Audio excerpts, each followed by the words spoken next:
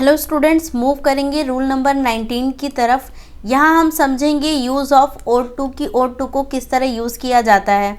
और सबसे पहली और इम्पॉर्टेंट बात, आप जानते हैं कि ओड टू क्या है, एक मॉडल वर्ब है।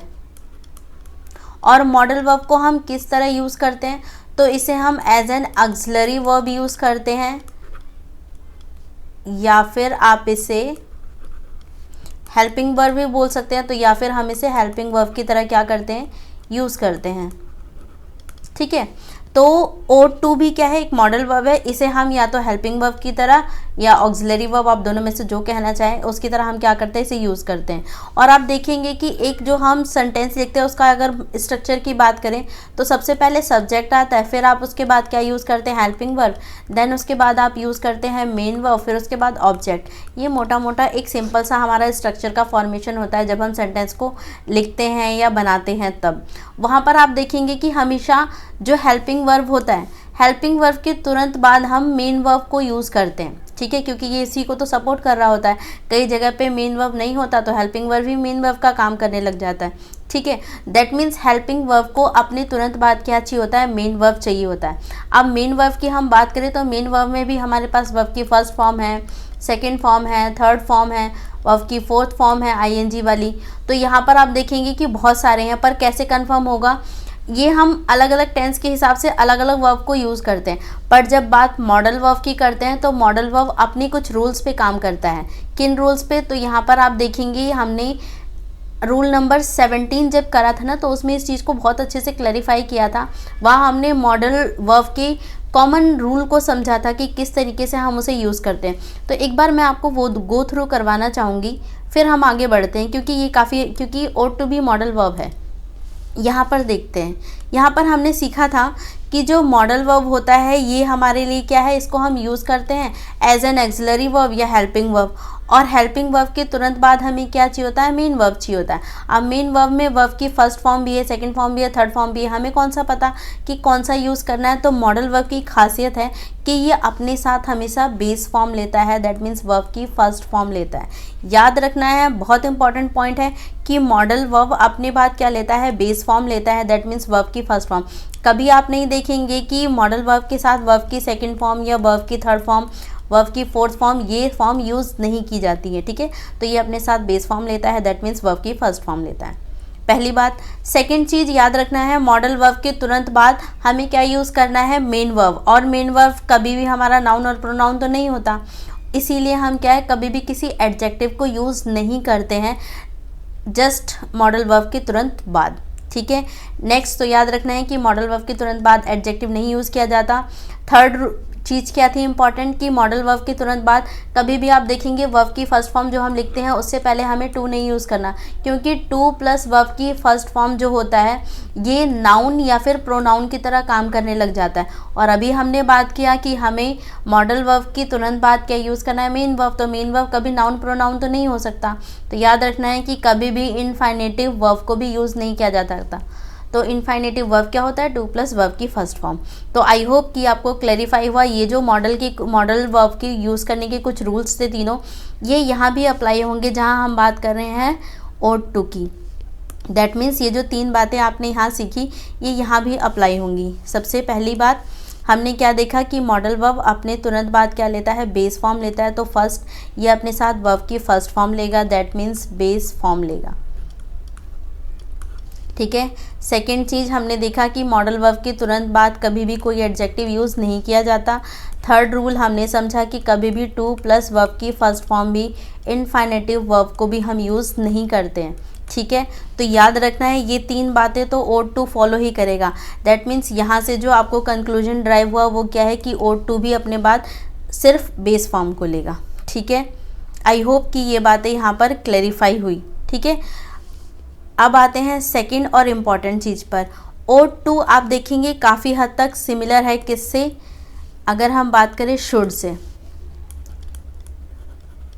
ओड टू और शुड, इससे पहले के रूल में हमने शुड को भी देखा, एक बार उसे भी देखते हैं कि वहाँ पर हमने किन रूल को समझा था जब हमने समझा है किसको, शुड को। तो शुड के केस में आप देखेंगे ये हमने रूल में देखा था, रूल नंबर 18 में, कि शुड का हम यूज़ कहाँ करते हैं, एडवाइस सजेशन के फॉर्म में, ड्यूटी के फॉर्म में, ड्यूटी या ऑब्लिगेशन अगर आपको शो करना होता है तो वहाँ पे शुड यूज़ करते हैं, कंडीशन के केस में, और लेस्ट के केस में हम क्या करते हैं, यूज़ करते हैं। अब यहाँ पे इसका कंपैरिजन समझते हैं ought to से, काफ़ी हद तक दोनों सिमिलर हैं। आप देखेंगे अभी हमने देखा शुड को हम यूज़ करते हैं एज एन एडवाइस हमें देना होता है तो, या फिर सजेशन के फॉर्म में। सेम इसी तरह हम शुड को यूज़ करते हैं जब कोई ऑब्लिगेशन की बात होगी, या फिर इसे ही हम बोल सकते हैं ड्यूटी के फॉर्म में भी हम क्या, आपको किसी को ड्यूटी बताना है या ड्यूटी का सेंस दिया जा रहा है तो भी हम शुड को यूज़ करते हैं। थर्ड हमने देखा कंडीशन के लिए हम क्या करते हैं, यूज़ करते थे। नेक्स्ट वन हमने देखा लेस्ट एक वर्ड है, नेगेटिव वर्ड है, इसके साथ भी हम क्या यूज़ करते हैं, शुड यूज़ करते हैं। ठीक है, ये 4 यूज़ इसके हैं। ought to में क्या डिफरेंस है, ought to का यूज़ भी हम क्या करते हैं, एडवाइस के सेंस में और सजेशन के सेंस में हम यूज़ करते हैं। सेकेंड चीज़ आप देखेंगे ऑब्लिगेशन के लिए और ड्यूटी के सेंस में भी हम इसको भी यूज़ करते हैं ought to को। पर अब कन्फ्यूजन आया यहाँ पर कि कैसे पता चलेगा कि कब हमें ought to यूज़ करना है, कब हमें should यूज़ करना है। दैट मीन्स इनके बीच में एक ही डिफरेंस है और बहुत इंपॉर्टेंट डिफरेंस है, उसे आपको ध्यान रखना है। क्या चीज़, तो ये जो 2 यूज़ थे इसका तो यूज़ हम देखेंगे 2 ही चीज़ों के लिए किया जाता है, एडवाइस और ऑब्लिगेशन के सेंस में, और यहाँ पर तो एक से ज़्यादा यूज़ हो गया। दैट मीन्स ये वाले ऑप्शन तो यहाँ पर है नहीं। ठीक है, यानी कि कंडीशन के केस में हम ought to नहीं यूज़ करते, लेस्ट के केस में भी हम नहीं करते। तो हमारे पास सिर्फ 2 ही ऑप्शन है, एडवाइस के और सजेशन के फॉर्म में जब आपको कहा जाएगा तब आप ought to यूज़ करेंगे, या फिर ऑब्लिगेशन या ड्यूटी के केस में कहा जाएगा तब आप ought to यूज़ करेंगे। पर दोनों के बीच में जो मेजर डिफरेंस है वो किस बात का है कि यहाँ पर जब हम बात करते हैं ना, मॉरल ग्राउंड पे अगर हम बात करते हैं तभी हम यूज़ करते हैं किसका, ought to का। दैट मीन्स कि आप मॉरली किसी को कुछ एडवाइस कर रहे हैं, ठीक है, आप कोई मॉरल सजेशन दे रहे हैं, आप मॉरली किसी को किसी की ऑब्लिगेशन याद दिला रहे हैं, बता रहे हैं, या मॉरल ड्यूटी परफॉर्म करने के लिए आप किसी को सजेस्ट कर रहे हैं, तो ऐसे केस में हम क्या करते हैं, ought to को यूज़ करते हैं। जबकि आप नॉर्मली किसी को एडवाइस दे रहे हैं, सजेशन दे रहे हैं, ऑब्लिगेशन कह रहे हैं या ड्यूटी को शो कर रहे हैं, तो उस केस में आप शुड यूज़ करेंगे। तो आई होप कि ये दोनों के बीच का कंपैरिजन आपको अच्छे से क्लैरिफाई होगा। सिर्फ एक ही ग्राउंड है जहाँ पे हम दोनों के बीच में कंपैरिजन क्रिएट कर सकते हैं, और वो ग्राउंड क्या है हमारे पास, मॉरल ग्राउंड। कि अगर आप किसी चीज़ की सजेशन या कोई obligation morally point of view से बता रहे हैं तो उस केस में हम ought to को यूज़ करते हैं। जब आप नॉर्मल सजेशन या ऑब्लिगेशन को शो कर रहे हैं तो उस केस में आपको ये क्या यूज़ करना है, शुड यूज़ करना है। तो आई होप कि आपको अच्छे से क्लैरिफाई होगा। हमने अब तक 2 बातें समझी, किसके बारे में, शुड के ought to के बारे में हमने 2 बातें समझी। पहली चीज़ कि हमेशा वर्ब की फर्स्ट फॉर्म लेगा अपने बाद, ठीक है। नेक्स्ट हमने यहाँ पर देखा ought to के तुरंत बाद हमें क्या करना है, वर्ब की फर्स्ट फॉर्म यूज़ करनी है। सेकंड आपने ये इनका इंपॉर्टेंस और डिफरेंस देखा यहाँ पे ought to का और शुड का क्या डिफरेंस होता है। काफ़ी ज़्यादा ही बच्चों को इसमें कन्फ्यूजन रहता है कि कब हमें ought to यूज़ करना है, कब हमें शुड करना है। तो अब ये ध्यान रखना है कि ought to हम यूज़ करते हैं जब हम मॉरल ग्राउंड पे किसी को कोई एडवाइस कर रहे होते हैं, कोई सजेशन दे रहे होते हैं, कोई ऑब्लिगेशन शो कर रहे होते हैं, तो उस केस में हम ought to यूज़ करेंगे। अगर आप नॉर्मली एडवाइस दे रहे हैं, नॉर्मल ऑब्लिगेशन बता रहे हैं या एडवाइस कर रहे हैं, तो ऐसे केस में हम शुड को यूज़ करते हैं। तो आई होप कि ये क्लैरिफाई हुआ होगा। तीसरी चीज़ देखते हैं, ought to के बारे में समझते हैं। अब जैसे यहाँ पर आप देखेंगे ought to और कई बार यूज़ किया जाता है ought to have, तो ये दोनों ही यूज़ किए जाते हैं। आप देखेंगे ought to जो हमें सेंस देता है ना, ये चाहिए का सेंस देता है। जैसे कि यहाँ एग्जाम्पल में आप देखेंगे Sandeep ought to go there, Sandeep को वहाँ जाना चाहिए। या नेक्स्ट में कहा गया whom ought he to support, कि उसे किसको सपोर्ट करना चाहिए। तो यहाँ पे भी क्या है, मॉरली ही चीज़ों का पूछा जा रहा है कि क्या चीज़ सही है, मुझे किसको सपोर्ट करना चाहिए। Every citizen ought to do this, हर सिटीज़न को या हर नागरिक को ऐसा करना चाहिए। तो यहाँ पे क्या है, चाहिए वाला जब सेंस देता है तो यहाँ पे बात करते हैं ought टू, और आप देखेंगे ये सारी ही बातें मॉरल ग्राउंड पे कही जा रही हैं, ठीक है। तो यहाँ पे क्लैरिफाई रखना है कि ought to के तुरंत बाद वर्ब की फर्स्ट फॉर्म भी यूज़ की जाती है। और यहाँ पे हमने देख लिया जब हम मॉरली चीज़ों के बारे में करेक्ट है, नहीं करेक्ट है, सही है, गलत है, क्या करना चाहिए, क्या नहीं करना चाहिए, तो उस केस में हम क्या करते हैं, ought to को यूज़ करते हैं। नेक्स्ट है ought to have। आप देखेंगे ought to have हमें जो सेंस देता है ना, ये हमें देने लग जाता है सेंस चाहिए था का सेंस देता है, ठीक है। और इसके साथ हमेशा वर्ब की थर्ड फॉर्म यूज़ की जाएगी। आप देखेंगे हैव यहाँ पे यूज़ हो चुका है, इसके बाद हमें क्या करना है, वर्ब की थर्ड फॉर्म यूज़ करना है। और ये हमें पास्ट का सेंस देने लग जाता है, ये भी ध्यान रखना है। तो इसका मतलब क्या हो गया, you ought to have help the poor, कि तुम्हें क्या है, गरीबों की मदद करनी चाहिए थी। तो इस तरीके से ये सेंस देगा, तुम्हें झूठ नहीं बोलना चाहिए था। तो ये वाला सेंस हमें क्या देने लग जाता है, ओट टू हैव। तो आई होप कि दोनों का आप सेंस समझे कि दोनों किस ग्राउंड पे, आप देखेंगे दोनों मॉरल ग्राउंड पे ही यूज़ किया गया है, दोनों ही तरफ, ओट टू भी और यहाँ पे ओट टू हैव भी। ओट टू हैव ये पास्ट के रेफरेंस में यूज़ किया जाता है, यानी कि जब आपको पास्ट सेंस देना होता है तब। और यहाँ पर हम यूज़ करते हैं जब हमें चाहिए वाला सेंस चाहिए होता है, या आप कह सकते हैं प्रेजेंट सेंस हमें देना होता है, तो उसके लिए हम क्या यूज़ करते हैं, ओट टू यूज़ करते हैं। ठीक है, ये तीसरी और इम्पॉर्टेंट यूज़ आपने इसका समझा ओट टू का। एक और लास्ट हम समझते हैं। आप देखेंगे कुछ वर्ड हैं जो हम यूज़ करते हैं, जैसे कि नेवर हो गया या ऑलवेज़ हो गया। ये दोनों शब्द अगर हम यूज़ करते हैं ना, तो आपको ध्यान रखना है कि नेवर और ऑलवेज़ हमेशा ओट टू से पहले यूज़ किया जाता है, मतलब इसके बाद आप ओट टू यूज़ कर सकते हैं, लेकिन कभी उल्टा नहीं कर सकते। ओट टू प्लस में नेवर या फिर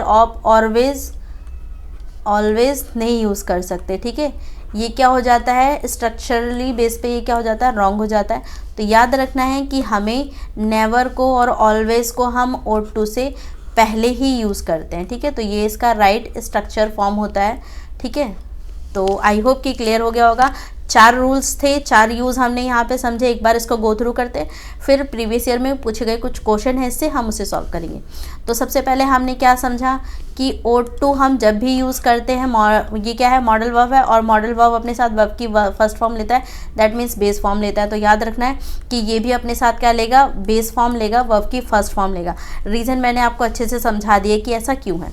नेक्स्ट पे आते हैं। नेक्स्ट हमने ये इंपॉर्टेंट चीज़ समझी, इनका डिफरेंस अच्छे से क्लैरिफाई किया, क्या डिफरेंस था इनके बीच में। तो यहाँ हमने अच्छे से समझा कि ओट टू हमें क्या है, ये भी और एडवाइस, सजेशन, ऑब्लिगेशन, ड्यूटी के लिए यूज़ किया जाता है, पर ये सारी चीज़ें जब मॉरल ग्राउंड पे हो रही होंगी ना, तभी हम यूज़ करते हैं ओट टू। और अगर आप नॉर्मली किसी को एडवाइस कर रहे हैं, सजेशन दे रहे हैं, ऑब्लिगेशन याद दिला रहे हैं, ड्यूटी बता रहे हैं, तो ऐसे केस में हम शुड यूज़ करते हैं। बाकी कंडीशन और नेक्स्ट वाले केस में तो कोई डाउट ही नहीं होगा। अगर कुछ डाउट है तो आप शुड वाला देख लेंगे रूल, तो आपको अच्छे से क्लैरिफाई हो जाएगा। ठीक है, इसके बाद हमने थर्ड इम्पॉर्टेंट चीज़ क्या समझी कि किस तरीके से हम यहाँ यूज़ करते हैं ओट टू को और ओट टू हैव का। ओट टू हमें सेंस देता है चाहिए का, इसके साथ वर्ब की फर्स्ट फॉर्म यूज़ की जाती है। ओट टू हैव हमें सेंस देने लग जाता है चाहिए था का, दैट मीन्स पास्ट सेंस का हमें रेफरेंस देने लग जाता है। ऐसे केस में हमें फिर वर्ब की थर्ड फॉर्म यूज़ करनी पड़ती है। ठीक है, तीनों का आप एग्जाम्पल भी यहाँ पे, दोनों का एग्जाम्पल भी हम यहाँ पे अच्छे से देख चुके हैं।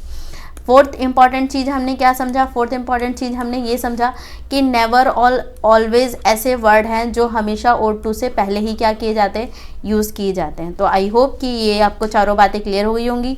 कुछ क्वेश्चन देखते हैं जो प्रीवियस ईयर में पूछे गए हैं इस पर्टिकुलर यूज़ से ओट टू के। तो आप देखेंगे यहाँ पे क्वेश्चन हमें गिवन है, you dash have been present at the wedding of your best friend. तो यहाँ पर अब आप देखेंगे कि कहा जा रहा है कि you dash have been present at the wedding of your best friend. तो अब यहाँ पे आप देखेंगे ऑप्शन में हमें मस्ट गिवन है, शुड गिवन है, ओट टू गिवन है, नन गिवन है। तो इतना तो हम जानते ही हैं कि नन तो यहाँ पर आएगा नहीं, क्योंकि कुछ ना कुछ तो हमें यहाँ पे फिल करना ही पड़ेगा। ठीक है, तो डी ऑप्शन तो कट गया, बचा क्या, 3 ऑप्शन बच रहे हैं। अब इसका सेंस समझते हैं। इसके सेंस में क्या है, कहा जा रहा है कि you dash have been present at the wedding of your best friend, कि अपने बेस्ट फ्रेंड की शादी में क्या होना चाहिए, आपको प्रेजेंट होना चाहिए। ये सेंस यहाँ से मिल रहा है। तो मस्ट, अब यहाँ पे जो चीज़ कंपल्सन में आ जाती है कि कंपलसरी आपको करना ही है, उस केस में हम इसे यूज़ करते हैं। तो यहाँ पे क्या कोई कंपलसरी है कि आपको अपने दोस्त की या अपने बेस्ट फ्रेंड की शादी में अटेंड होना ही होना पड़ेगा, ऐसा कोई कंपल्शन नहीं है। दैट मीन्स इसका तो कोई रूल ही नहीं है। जो चीज़ बहुत रिस्ट्रिक्टली प्रोहिबिटेड हो जाती है उस सेंस में यूज़ करते हैं, तो इसका कुछ खास रेफरेंस यहाँ नहीं है। बात करते हैं शुड की, और ओट टू दोनों यूज़ किया जा सकता है। शुड कि आपको होना चाहिए, और ओट टू ये भी क्या है, चाहिए का सेंस दोनों ही देता है। बस अब ध्यान रखना है कि एक मॉरल ग्राउंड पे बात करता है और दूसरा नॉर्मल सेंस में बात करता है। तो यहाँ पर अगर हम बात करें तो यहाँ नॉर्मल सेंस की अगर हम देखें तो नॉर्मली क्या कोई कंपलसरी है, बिल्कुल कंपलसरी नहीं होता। आपका मन है तो आप जाएँ, आपका मन है तो नहीं जाए। पर हम अगर मॉरल ग्राउंड पे इसी बात को कहें तो हम जानते हैं कि वो तो आपकी चॉइस है कि आपके बेस्ट फ्रेंड की शादी है, आप जाएं या ना जाएं वो आपकी चॉइस होता है। पर मॉरल ग्राउंड पे अगर हम बात कहें तो क्या सही है कि हाँ जाना चाहिए, अपने ही बेस्ट फ्रेंड की शादी में क्या है, आपके बेस्ट फ्रेंड की शादी है तो आपको वहाँ होना चाहिए। तो दैट मीन्स इसके लिए बेस्ट ऑप्शन की अगर हम बात करें तो ऑप्शन सी इसका क्या हो जाएगा, बेस्ट ऑप्शन हो जाएगा। तो आई होप कि आपको क्लैरिफाई भी हुआ होगा। नेक्स्ट क्वेश्चन और देखते हैं। अब देखेंगे ये भी एनडीए एग्जाम में पूछा गया 2020 में। जो क्वेश्चन अभी हमने किया है सीडीएस एग्जाम में पूछा गया था 2017 में। देखते हैं क्वेश्चन में कहा गया है you dash pay in cash as digital transactions are not available here. अब यहाँ क्या कहा गया है कि आपको कैश में पे करना पड़ेगा। क्यों? क्योंकि यहाँ पे कोई भी डिजिटल ट्रांजेक्शन अवेलेबल नहीं है। तो अब आप यहाँ पर देखेंगे तो क्या हो जाएगा, एक तो हमें लास्ट में विल दिया है, इसका कोई काम ही नहीं है।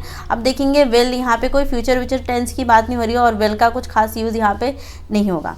अब यहाँ बात करते हैं शुड है, ought to है। अब ought to हमने देखा मॉरल ग्राउंड पे अगर हम बात करते हैं तो उस केस में यूज़ किया जाता है। तो यहाँ पे कोई आप देख रहे हैं यहाँ पे कोई हम एडवाइस नहीं कर रहे, कोई ऑब्लिगेशन नहीं शो हो रहा, दैट मीन्स ये भी नहीं यूज़ होगा ought to, और कोई मॉरल ग्राउंड पे कोई बात भी नहीं हो रही है। शुड की बात करें कि आपको क्या है, you should pay in cash as the digital transaction are not available, कि आपको क्या करना पड़ेगा, कैश में ही पे करना पड़ेगा क्योंकि यहाँ पर डिजिटल ट्रांजेक्शन अवेलेबल नहीं है। नेक्स्ट में हमें कहा गया है you must pay in cash as digital transaction are not available. अब यहाँ पर आप देखेंगे कि यहाँ पे सिर्फ चाहिए वाला सेंस है और यहाँ पे मस्ट वाला, तो जाहिर सी बात है कि यहाँ मस्ट में ही हमें लिखना पड़ेगा। क्यों? क्योंकि शुड चाहिए, आप कैश में पे कर सकते हैं। क्या कोई दूसरा ऑप्शन है आपके पास यहाँ पर? नहीं, क्योंकि डिजिटल ट्रांजेक्शन यहाँ नहीं अवेलेबल है। दैट मीन्स आपके पास कंपलसरी तो हो गया कि आपको पे किस में करना पड़ेगा, कैश में ही पे करना पड़ेगा। दैट मीन्स ऑप्शन बी ही आपका क्या हो जाएगा, यहाँ राइट हो जाएगा। तो आई होप कि ये भी आपको अच्छे से क्लैरिफाई हुआ होगा। मूव करते हैं नेक्स्ट क्वेश्चन की तरफ। नेक्स्ट क्वेश्चन ये भी आप देखेंगे एसएससी सीजीएल एग्जाम में पूछा गया क्वेश्चन है 2020 में। क्वेश्चन में कहा गया है आइडेंटिफाई द करेक्ट स्टेटमेंट। आपको ये 4 ऑप्शन गिवन है, आपको आइडेंटिफाई करना है कि इनमें से कौन सा ऑप्शन करेक्ट है। तो रीड करते हैं। फर्स्ट ऑप्शन में हमें गिवन है one must ought to abide by all the rules and regulations. तो अब यहाँ पर आप देखेंगे मस्ट भी यूज़ किया गया है और ought टू भी यूज़ किया गया है। दो हेल्पिंग वर्ब एक साथ तो नहीं आते, दैट मीन्स ये वाला ऑप्शन तो गलत ही हो गया। One may abide by all the rules and regulations, तो यहाँ पे कहा जा रहा है मे, और यहाँ पर हमें कहा गया one must abide by all the rules and regulation, कि यहाँ पे कंपलसरी है कि आपको रूल्स और रेगुलेशन का पालन करना ही पड़ेगा। यहाँ पे आपको चॉइस दे दिया गया है कि आपकी मर्जी आप करें या ना करें। दोनों ही सेंस में मे का मतलब क्या हो गया कि हम दोनों ही ग्राउंड पे बात कर सकते हैं। लास्ट ऑप्शन को देखते हैं। यहाँ पे कहा गया one ought to abide by all the rules and regulation. तो आप देखेंगे ये कुछ ज़्यादा दोनों ही एक्सट्रीम लेवल पे चले गए। यहाँ पे आप चॉइस में है, यहाँ पे आपकी मर्जी, यहाँ पे कंपलसरी हो गया, तो ये दोनों ही नहीं होगा। आप देखेंगे यहाँ पे बेस्ट, तो यहाँ पे क्या हो जाएगा ought to abide by all the rules and regulation, यानी कि वैसे तो कोई कंपल्सन नहीं है, पर अगर मॉरल ग्राउंड पे बात किया जाए तो यस आपको क्या है, रूल्स और रेगुलेशन का पालन करना चाहिए। ठीक है, तो यहाँ पे ऑप्शन डी आपका क्या हो जाएगा, राइट आंसर हो जाएगा। नेक्स्ट क्वेश्चन पे मूव करते हैं। नेक्स्ट क्वेश्चन में गिवन है it is up to him decide which subject he dash opt for choice. तो ये उसके ऊपर है कि वो कौन सा सब्जेक्ट पसंद करता है, जो भी उसे पसंद होगा, जो भी उसकी चॉइस होगी। तो यहाँ पे कहा गया ही मस्ट ऑप्ट फॉर, उसे क्या है मस्ट। अब यहाँ पे he must opt for choice, कि जो भी उसकी चॉइस है उसे वही करना पड़ेगा। यहाँ पे मतलब कंपल्शन वाला सेंस आ जाता है, तो इसका तो सेंस यहाँ नहीं बनेगा। नेक्स्ट हमें गिवन है नो सब्स्टिट्यूशन, ये भी आपका ऑप्शन नहीं होगा। में अब एक यहाँ पे चॉइस तो करनी ही है, आप कोई भी सब्जेक्ट चॉइस करें, आप अपनी चॉइस का ले। यहाँ पे में कहा गया है कि ऐसा तो ऑप्शन सेलेक्ट करने के लिए चॉइस नहीं है, ये सिलेक्शन है कि हाँ वो अपनी मर्जी से सेलेक्ट करे। दैट मीन्स ऑप्शन सी भी हमारा आंसर नहीं होगा, ही शुड ऑप्ट फॉर। ठीक है, तो ये उसके ऊपर है कि उसकी चॉइस है कि वो कौन सा सब्जेक्ट सेलेक्ट करता है। तो यहाँ पर आप देखेंगे ऑप्शन बी आपका क्या हो जाएगा, राइट आंसर हो जाएगा। मूव करेंगे नेक्स्ट क्वेश्चन की तरफ। नेक्स्ट आप देखेंगे एक क्वेश्चन और आपको गिवन है, और आप देखेंगे DSSB PGT एग्जाम में पूछा गया क्वेश्चन है। मूव करते हैं। क्वेश्चन में सेम पीछे जो हमने किया उसी पैटर्न पे क्वेश्चन बेस्ड है। आइडेंटिफाई द करेक्ट स्टेटमेंट, आपको यहाँ से करेक्ट स्टेटमेंट क्या करना है, आइडेंटिफाई करना है। तो अगर हम चेक करें तो हमें क्या गिवन है ऑप्शन ए में, I never ought to disrespect my teacher. Okay, अभी हमने थोड़ी देर पहले बात करी थी नेवर की और ऑलवेज की। यहाँ हमने देखा था नेवर और ऑलवेज के केस में हम हमेशा ओड टू इसके बाद ही यूज़ करते हैं, ठीक है। तो सेम वाला यहाँ पे जो फोर्थ रूल हमने पढ़ा था उसी पे बेस्ड ये क्वेश्चन है। तो यहाँ पर अगर हम देखें इसके यूज़ के हिसाब से तो यहाँ पर नेवर पहले आया, ओड टू बाद में आया, तो ठीक है, यस। तो ये क्या है, ठीक है। बाकी ऑप्शन को भी चेक कर लेते हैं। ऑप्शन बी में हमें कहा गया है ओड नेवर टू। अब यहाँ पे आप देखेंगे नेवर बीच में ही आ गया है ओड टू के, तो ये तो पूरी तरह ही गलत हो जाएगा। यहाँ पर आए आई ओड टू नेवर डिसरिस्पेक्ट, और यहाँ पे इसकी पोजीशन चेंज कर दी गई है। हमने देखा है नेवर पहले यूज़ होता है, तो ये भी यहाँ गलत हो जाएगा। और यहाँ तो नेवर कुछ ज़्यादा ही एक्सट्रीम पे चला गया, सेंस ही चेंज हो जा रहा है। दैट मीन्स ऑप्शन ए ही क्या है, हमारा राइट आंसर हो जाएगा। मूव करते हैं नेक्स्ट क्वेश्चन की तरफ। नेक्स्ट क्वेश्चन ये इसी तरीके का सेम क्वेश्चन है, ये आपको एक और गिवन है, इसे सॉल्व करते हैं। Identify the correct statement, same यहाँ पर भी वही करना है। चेक करते हैं। पहला हमें कहा गया है a true citizen ought always to respect his countryman. तो अभी हमने देखना ऑलवेज भी क्या होता है, पहले यूज़ होना चाहिए, और ये तो ओट टू के बीच में ही आ गया, दैट मीन्स ये भी क्या हो जाएगा, गलत हो जाएगा। नेक्स्ट में अगर हम देखें तो a true citizen ought to always, तो यहाँ भी गलत हो जाएगा, ऑलवेज पहले आना चाहिए, इसकी पोजीशन भी गलत सेट की गई है। नेक्स्ट में देखिए यहाँ पर, तो a true citizen always ought to respect his countryman, तो ये क्या हो जाएगा, सही हो जाएगा ऑप्शन सी। ऑप्शन डी में भी अगर हम देखें ओट टू रिस्पेक्ट, तो ये भी क्या हो जाएगा, रिस्पेक्ट हिज कंट्री, तो ऑप्शन सी ही हमारा क्या हो जाएगा, राइट ऑप्शन हो जाएगा, ठीक है। ऑलवेज यहाँ पे कुछ ज़्यादा ही वो चला गया, तो ऑप्शन सी आपका क्या हो जाएगा, राइट आंसर हो जाएगा। तो आई होप स्टूडेंट्स ये क्वेश्चन आपको अच्छे से क्लैरिफाई हुआ होगा, क्या यूज़ है, किस तरीके से हमें O2 यूज़ करना है, एग्ज़ाम के प्रोस्पेक्टिव से काफ़ी इंपॉर्टेंट है। तो आई होप कि आपको सब कुछ अच्छे से क्लैरिफाई हुआ होगा। आज की क्लास को यहीं वाइंड अप करते हैं। Thank you so much.